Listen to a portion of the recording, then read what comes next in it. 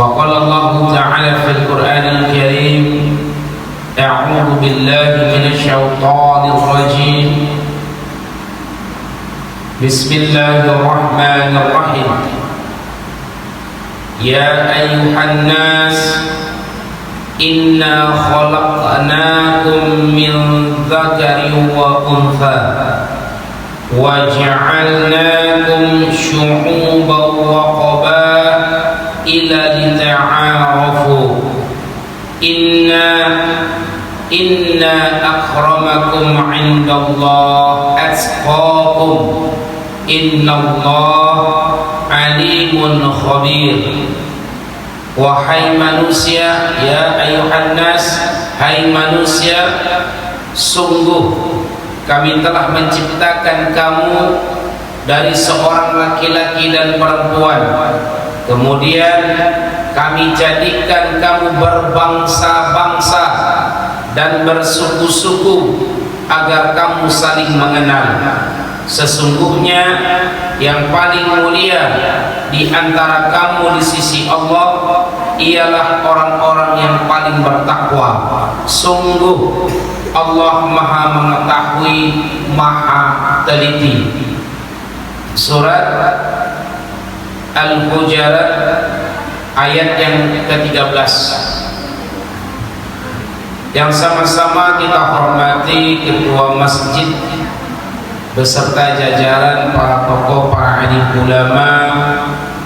Ini amanah bil khusus kepada, semoga pertemuan ini akan selalu membawa kita ke surganya Allah Subhanahu wa taala.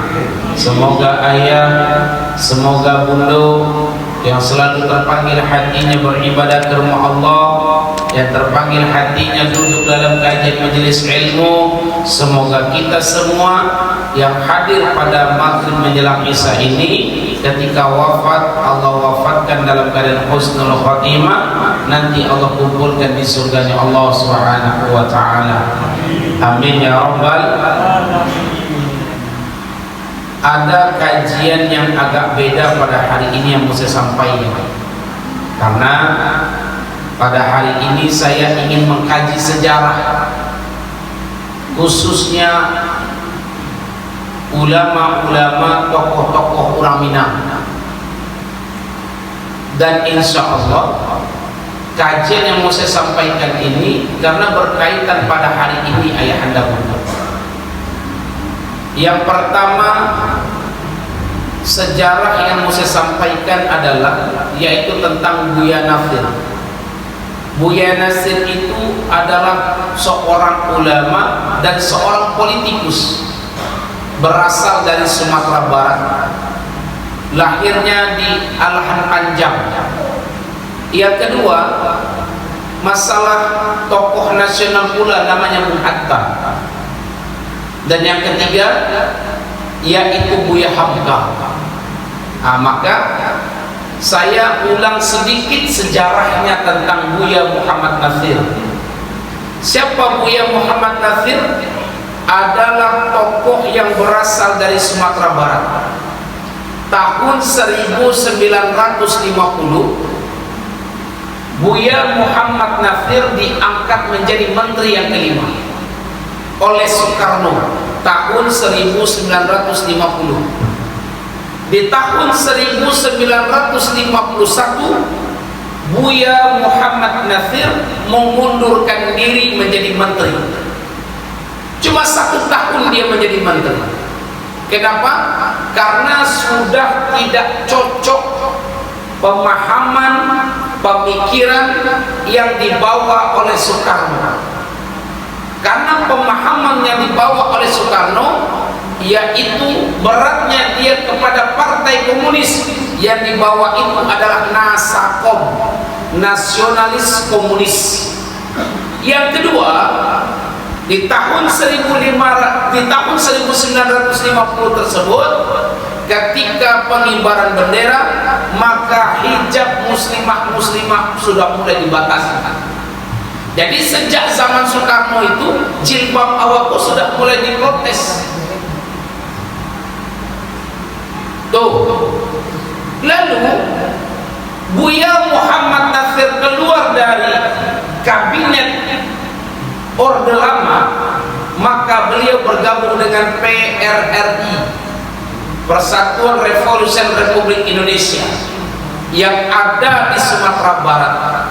Dan ketika itu Buya Muhammad Natsir ditangkap, keluar tahun 1966. Buya Muhammad Natsir tetap menyampaikan kebenaran-kebenaran sampai beliau meninggal dunia, tetap menegakkan syariat, tetap beliau meluruskan akidah. Buya Muhammad Natsir asli orang Minang, tokoh orang Minang, seorang ulama dan juga seorang politikus yang mulia. Lalu ada sejarah yang banyak yang tidak orang tahu, ayahanda bunda. Apa itu? Ketika Jepang dibombardir oleh Amerika, maka pasok minyaknya itu menipis. Pasok minyaknya menipis. Ada yang namanya Jenderal Maida yang di Jepang, katanya coba berangkat ke Indonesia, carilah namanya tokoh yang bernama Buya Muhammad Natsir. Datang utusan Jepang ke Indonesia, ternyata beliau berada dalam penjara. Lalu disampaikan oleh utusan Jepang ini bahwasan kami di Jepang sekarang krisis minyak. Kami diutus ke sini karena Bapak bisa mencari solusinya. Buya Muhammad Natsir cuma meminta sepucuk kertas dan meminta pena atau pensil. Sejarah ini fakta, bukan hoax. Dan ketika itu dibuatlah sepucuk surat oleh Buya Muhammad Natsir kepada pemerintah Arab, dan ketika itu dibawa oleh utusan Jepang kepada Arabia. Maka yang orang Arabia mengetahui ini adalah tulisannya Buya Muhammad Natsir, maka pada ketika itu Arabia langsung membantu Jepang. Datang utusan Arabia ke Indonesia, melihat rumah Buya Muhammad Natsir, satu-satunya menteri di Indonesia yang paling miskin ketika itu adalah Buya Muhammad Natsir. Jasnya kok bolong-bolong, itu Buya Muhammad Natsir. Rumahnya tak layak sebenarnya. Datang orang Arabia ke Indonesia, yang dilihat cuma dua, yang dijenguk cuma dua, yang ditemui cuma dua. Yang pertama Presiden Soekarno, yang kedua Buya Muhammad Natsir. Karena Buya Muhammad Natsir ditemui di dalam rumah yang tak layak dihuni, maka saat utusan orang Arabia ingin membuatkan rumah untuk Buya Muhammad Natsir. Di tahun 1969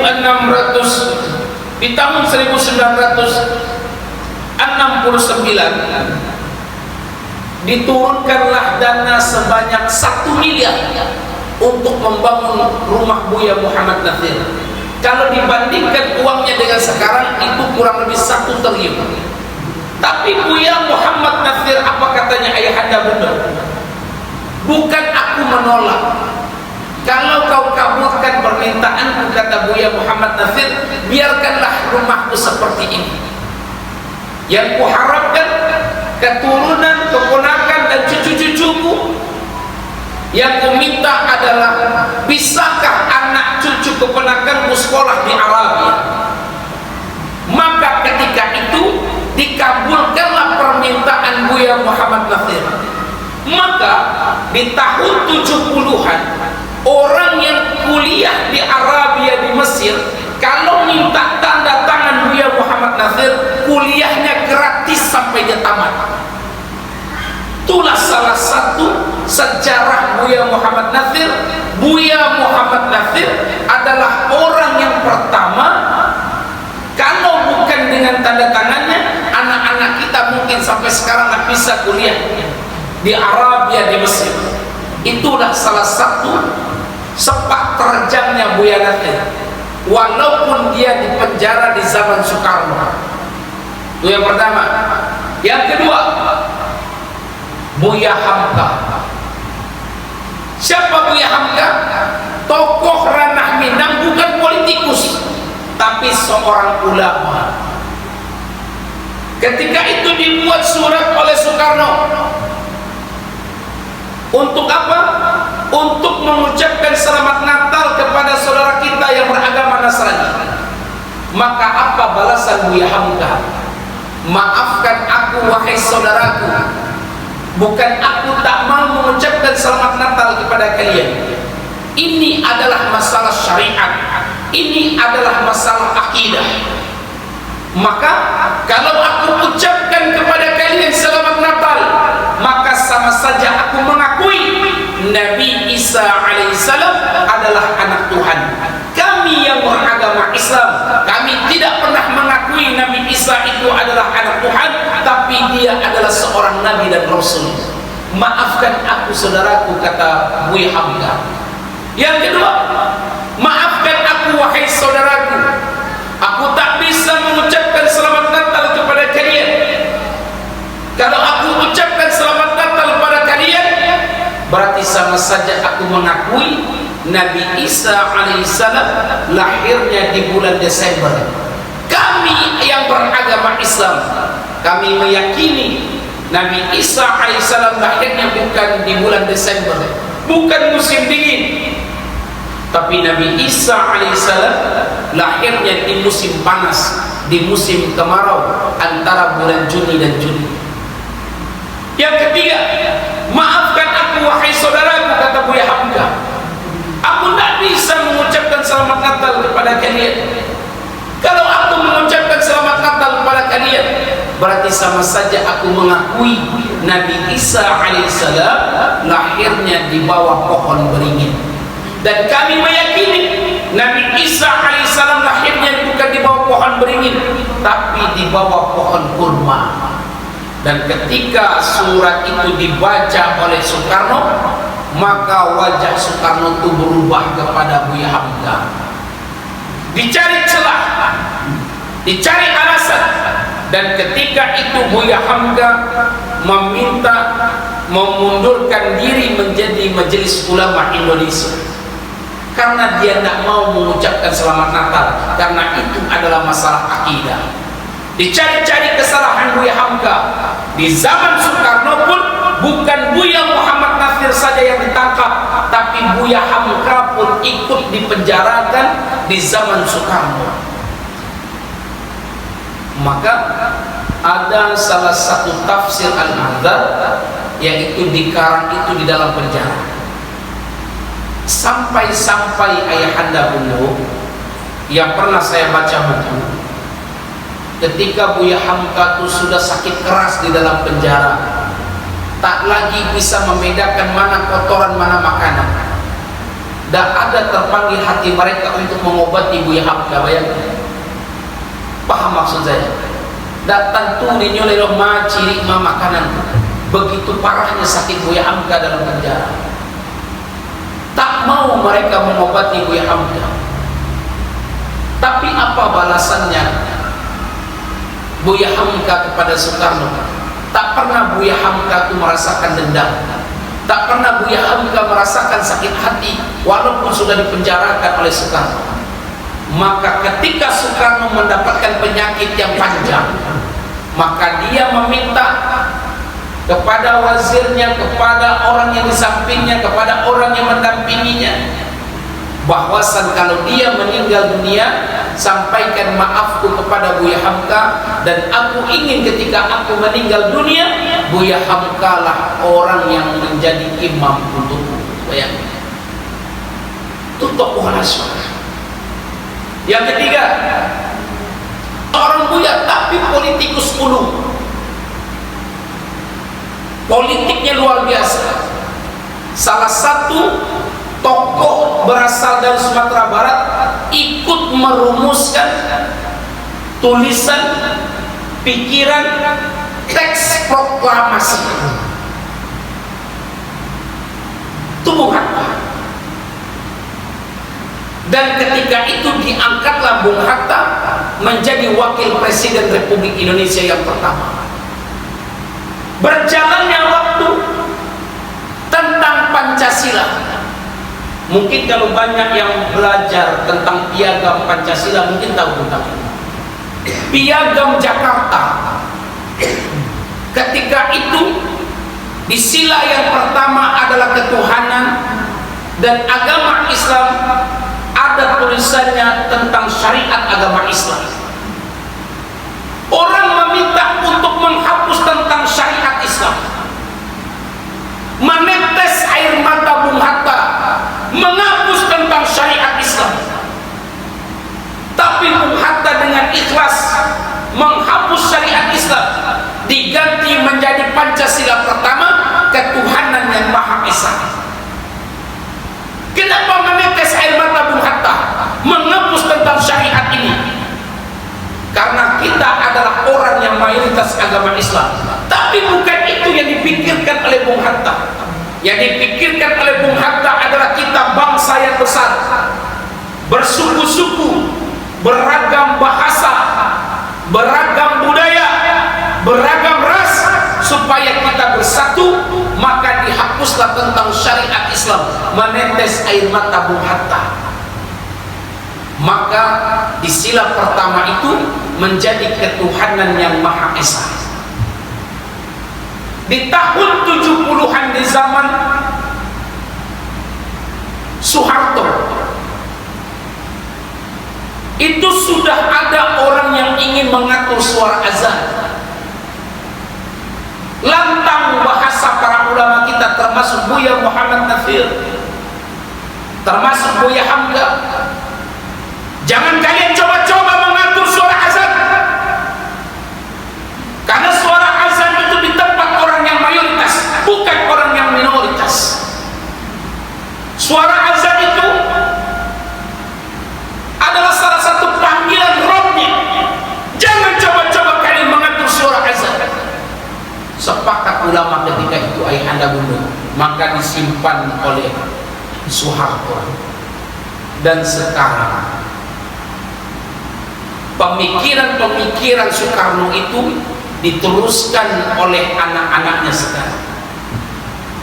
Waktu didirikannya BPIP, Badan Pembinaan Ideologi Pancasila, saya almarhum Irfenda Abidin, Buya Busrizal Ghazahar, Majelis Ulama Sumatera Barat, Ustadz Jalal Fatullah, kami menolak BPIP, dibubarkan BPIP. Apa pekerjaan BPIP? Gajinya miliaran tiap bulan, ketuanya itu ratusan juta gajinya tiap bulan. Bayangkan, satu bulan menjabat mengeluarkan kontroversi. Apa katanya? Musuh terbesar Pancasila itu adalah agama. Bayangkan, musuh terbesar Pancasila itu adalah agama. Dan kemarin ada lagi kontroversi yang luar biasa. Anak-anak kita disuruh untuk melepas hijabnya, untuk mengibarkan bendera Sang Saka Merah Putih. Kalaulah para ulama kita tidak serentak, kalau ulama kita, para dai kita tidak dengan tegas menyampaikan, mungkin pagi tadi pengibaran bendera merah putih, anak-anak kita tidak memakai hijab karena dikecam oleh ulama kita. Maka apa kata Buya Hamka ketika itu? Anak-anak negeri kita ini Minangkabau, orang Minangkabau ini pasti agamanya Islam, karena orang Minangkabau itu adalah adek bersadi sarak-sarak bersadi kita bolo. Adek nama orang Minang pasti agamanya Islam. Aku cek Majelis Ulama Sumatera Barat. Nah, kalau kau disuruh lepas jilbabmu, nah, jangan mau, nak, pulang kau ke Minang ini, nak, pulang kau, nak. Akan kami tunggu kau sebagai pahlawan yang melindungi auratmu, nak. Tapi alhamdulillah tidak jadi begitu. Kenapa? Karena lantangnya para ulama kita. Kemarin saya mengisi kajian di salah satu masjid di Pasar. Aduh jamaah apa-apa dan bertanya, Ustaz, Kalau masalah jilbab itu Ustaz, itu kan budaya Arab. Yo kicik jilbab itu budaya Arab, anak naik guloa dia tu. Jilbab itu syariat. Pakai jilbab itu syariat. Makanya mohon maaf ayat pondok. Kalau perempuan itu masuk ke neraka, sebelum perempuan itu masuk ke neraka ada 4 yang ditanya. Ini pernah saya sampaikan. Sebelum perempuan itu masuk ke nerakanya Allah, ada 4 yang ditanya dahulu. Makanya kalau anak-anak perempuan wak buka hijab yang berdosa itu bukan anak saja, amak jo abaknya dapat dosa. Amak ko anak wak keluar rumah suruhnya menutupi aurat. Maka sebelum anak perempuan kita masuk ke neraka ada 4 yang ditanya. Yang pertama yang ditanya adalah ayah laki-lakinya. Kenapa anak perempuan mau masuk neraka? Yang kedua yang ditanya adalah suaminya. Kenapa istrimu masuk neraka? Yang ketiga yang ditanya adalah saudara laki-lakinya. Kenapa saudara perempuan mau masuk neraka? Yang keempat yang ditanya anak laki-lakinya. Kenapa ibumu masuk neraka? Bayangkan. Sebelum perempuan itu masuk neraka, ditanya dulu sampai dan ditanya, maka apakah pernah saya sampaikan atau tidak, yang mengawasi anak perempuan awak itu adalah bundo-bundo. Nak dapat kabar di salah satu di Pariaman, ayah kandung mengamili anaknya, nak dapat kabar. Ayah elok atau kurang ajar tu? Kurang ajar atau elok? Kurang ajar.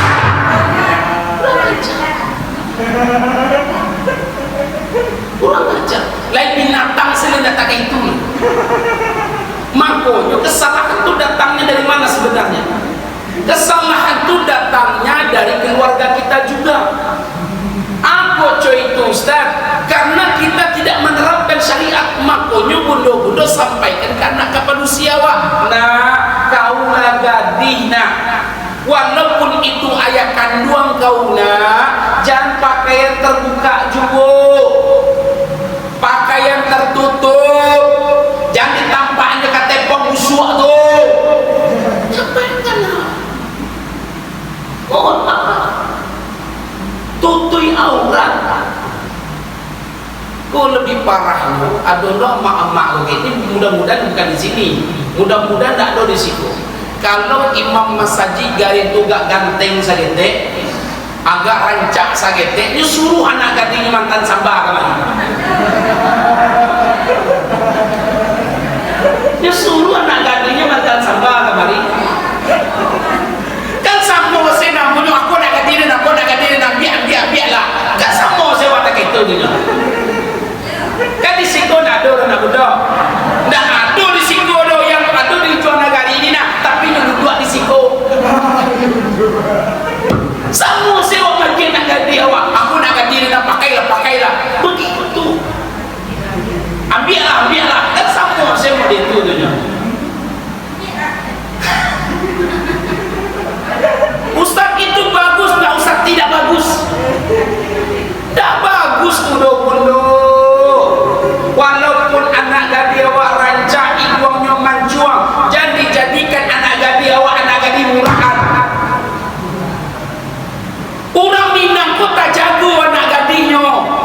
Kau dah elok mencari gari mangkile, dah elok mencari gari dah rancak. Sakete.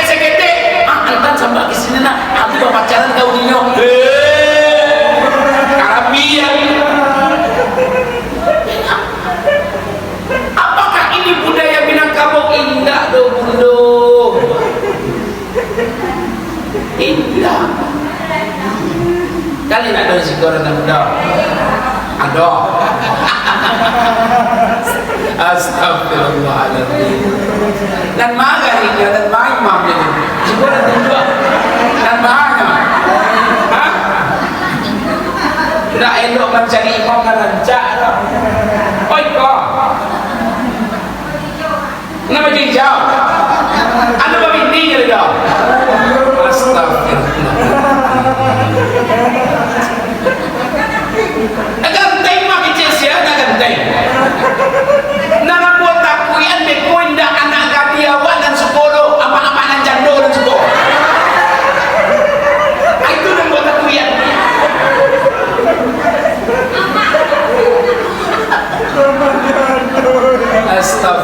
hadirin. Kali dah ambaknya sekolah. Ini bukan budaya Minang, Bundo. Ini bukan budaya Minang. Budaya Minang itu apa? Budaya Minang itu anak gadisnya tertutup seperti kue biskuit. Auratnya tertutup, bahasanya terjaga, pandangannya pun terjaga. Itulah anak gadis Minang. Konda adono anak gadis awak gue. Lah tamat kuliahnya di rumah saya. Amaknya tu nampak niat. Nyekicen dia amaknya. Pihak nak pergi malam minggu kau. Anak gadis ini disuruh pergi malam minggu. Adono nama ngicet kayak itu kayak. Misalnya contoh nama anaknya Rina, misal Rina lah punya pacar Rina di rumah saya Rina. Pailah pacar pan yang lo perlu ama menjadi Rina di rumah saya. Kan semua sewa menjerumuskan anak awak dia. Ya tak? Inyo lah baru sawa menjaga dirinya. Ada apa namanya disuruh nyoba pacaran. Ikut namanya amak bongak namanya. Kalau di Minang Bundo, anak gadis ko mahal. Tak bisa di Bali do harato do. Kalau lah mahkota anak gadis wak rusak, rendah harganya Bundo. Cayol. Naknya pandang keluarga wak di orang itu. Kalau anak gadis awak lah rusak. Tapi kalau anak gadis wak bermartabat, matanya terjaga, hatinya terjaga, telinganya terjaga, maka anak gadis kita tak bisa dihargai dengan harta. Tak bisa. Itulah namanya Minangkabau. Udah suruh nyoba pacaran. Kalau nak tak kayak kono mah, nyoba pacaran ke rumah. Anak kecil mah, ini gantengnya pacaran nak mama dah ye. Tali karaju kita indah. Iya Bundo, ya Allah ya Rahman. Dan ini terjadi sekarang. Waktu ambo masih di Jakarta, kemarin ini ambo safari dakwah kurang lebih 20 bulan. Jangan ada lagi yang seperti itu ayah anda Bundo. Maka di ayat Al-Bainah itu lihat, innal ladzina amanu wa 'amilus shalihat. Orang yang beriman itu mengerjakan kebajikan. Kebajikan itu apa maksudnya? Mengerjakan sholat, mencintai karena Allah, menasihati karena Allah, mengasihi karena Allah, saling bantu membantu karena Allah. Ulaika hum khairul bariyah. Ini adalah sebaik-baiknya makhluk. Kalau Allah katakan sebaik-baiknya makhluk, jazaohum 'inda rabbihim jannah. Balasan bagi mereka adalah surganya Allah. Kalaulah tahu awak itu adalah perbuatan zalim, walladzina idza fa'alu fahishatan aw dhalamu anfusahum dzakarullaha fastaghfaru lidzunubihim wa may yaghfiru dzunuba illa Allah wa lam yusirru 'ala ma fa'alu wa hum ya'lamun. Kalau tahu awak itu adalah perbuatan zalim, lalu kita mengingat kembali Allah, kita bertaubat kepada Allah. Siapa lagi yang akan mengampuni dosa kita? Siapa lagi yang menerima taubat kita kalau bukan Allah Subhanahu wa taala? Semoga ayah Bundo selalu dalam keadaan sehat. Semoga ayah Bundo dijaga jasmaninya oleh Allah. Semoga ayah Bundo dijaga rohaninya oleh Allah. Ramaikan terus beribadah ke rumah Allah. Semoga kelak nanti kita sampai ke surganya Allah, kita berkumpul di dalam surganya Allah Subhanahu wa taala. Amin ya rabbal Amin ya rabbal. Assalamualaikum warahmatullahi wabarakatuh.